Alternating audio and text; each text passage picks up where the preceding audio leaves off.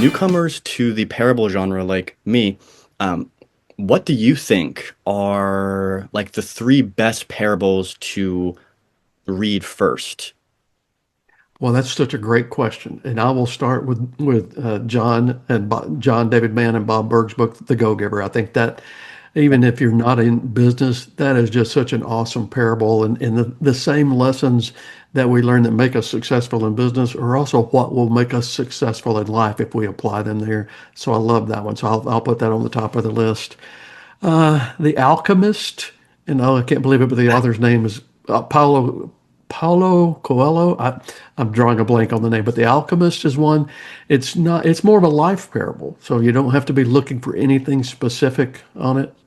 And the audiobook version of that, by the way, is narrated by Jeremy Irons, and it is so Really? good. Oh yeah, yeah. And then Voice of probably Scar? go ahead. Wait, the Jeremy Irons, the voice of Scar in The Lion King, he Oh yeah, he does. Oh, he's yeah, been in a movie or two over the years. yeah, yeah. I mean, yeah, yeah. But like that's where my kid brain just goes to, oh my gosh, it's voiced by Scar. Yeah. And probably what I'll throw on that list is by a gentleman named Og Mandino. And before John, Og was really known as kind of the parable king. And I think now John really has that title very well. But he wrote a book that was given to me early on in my sales career, and it's called The Greatest Salesman in the World. And it's really not a sales book; it's more a life book. And then he wrote a bunch of them. He wrote one called The 12th Angel that is just incredible.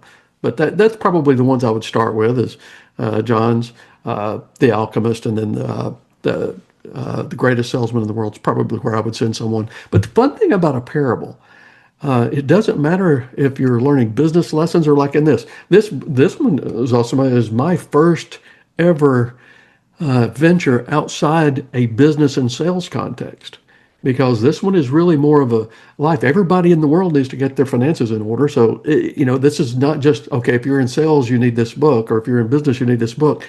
Everybody needs to get the hidden heist.